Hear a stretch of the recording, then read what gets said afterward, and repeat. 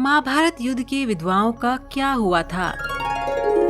महाभारत युद्ध पौराणिक युग में लड़ा गया सबसे बड़ा युद्ध था, जिसमें लाखों की संख्या में योद्धा वीर गति को प्राप्त हुए थे। इस युद्ध की विभीषिका ने संपूर्ण भारतवर्ष को लगभग योद्धा विहीन कर दिया था। कुरुक्षेत्र में भाग लेने वाले सभी योद्धा पुरुष थे। लेकिन दर्शकों, क्या आप जानते हैं कि युद्ध के बाद वीर गति को प्राप्त हुए सैनिकों की पत्नियों का क्या हुआ?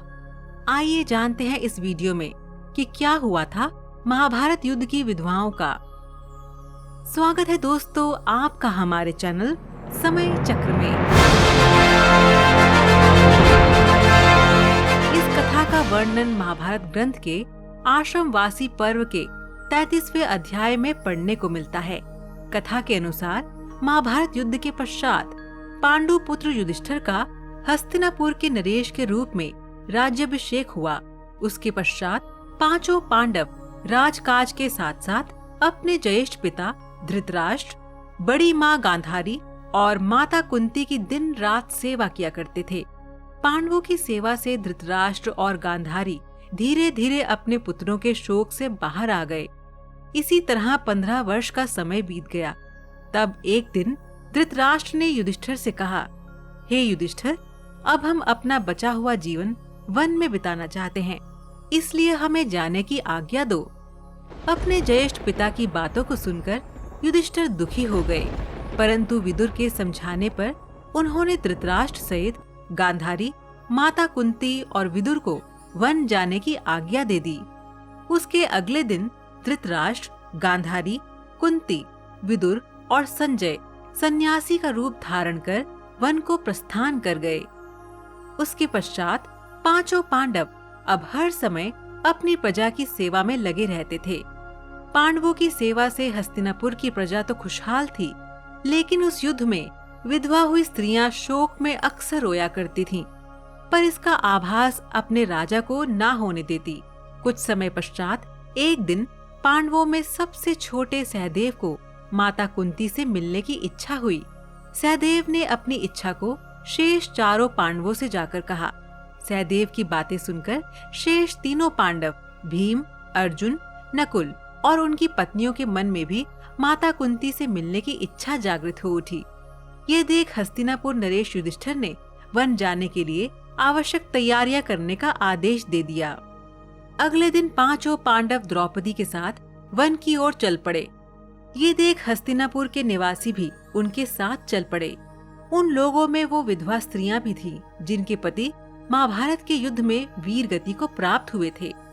वन पहुंचकर पांचों पांडव उस आश्रम में गए जहां सभी निवास कर रहे थे। बाकी के हस्तिनापुर निवासी उसी आश्रम के आसपास निवास करने लगे। कुछ दिन के पश्चात एक दिन महर्षि वेदव्यास उस आश्रम में पांडवों से मिलने आए, परंतु वहां महर्षि वेदव्यास ने देखा कि पांडव सहित हस्तिनापुर के सभी निवासी भी युद्ध में मारे गए अपने परिजनों के शोक में डूबे हुए हैं। ये देख महर्षि वेदव्यास ने सभी से कहा कि आप लोग युद्ध में वीर गति को प्राप्त हुए अपने परिजनों का शोक मत करिए। वे सभी स्वर्ग या फिर दूसरे लोकों में सुखपूर्वक निवास कर रहे हैं। वे सभी अपने अपने लोकों में अति प्रसन्न हैं। परंतु महर्षि वेदव्यास के इन कथनों से भी उन लोगों का शोक दूर नहीं हुआ। तब महर्षि वेदव्यास ने सभी से कहा कि अगर आप लोगों को मेरे द्वारा कही गई बातों पर विश्वास नहीं हो रहा है, तो आज रात मैं आप सभी को आपके परिजनों से मिलवाऊंगा। ये सुन पांडवों सहित सभी के चेहरों पर हल्की सी मुस्कान उभर आई। जिस आश्रम के आसपास सभी निवास कर रहे थे, वह गंगा नदी के तट पर स्थित था। शाम को सूर्यास्त होने से पहले महर्षि वेदव्यास सभी को लेकर गंगा के तट पर पहुँचे। फिर सूर्यास्त के बाद उन्होंने अपने तपोबल से महाभारत युद्ध में मारे गए सभी योद्धाओं का आह्वान किया। महर्षि के आह्वान से सभी योद्धा एक एक कर गंगा जल से बाहर निकलने लगे। अपने मृत परिजनों को अपने सामने खड़ा देख पांडव सहित हस्तिनापुर के सभी निवासी खुश हो गए। फिर सभी ने अपने परिजनों से बात की।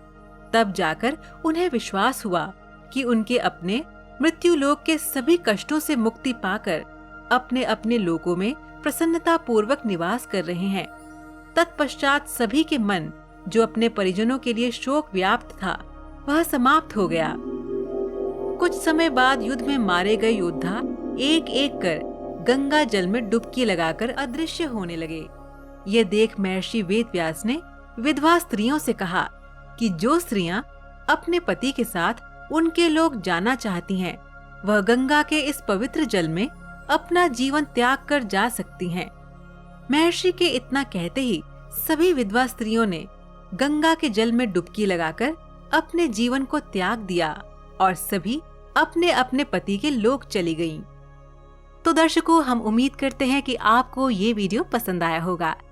जाने से पहले हमारे इस वीडियो को लाइक और शेयर करना ना भूलें और इसी तरह की और ज्ञानवर्धक वीडियोस देखने के लिए हमारे चैनल समय चक्र को सब्सक्राइब करना ना भूलें। धन्यवाद।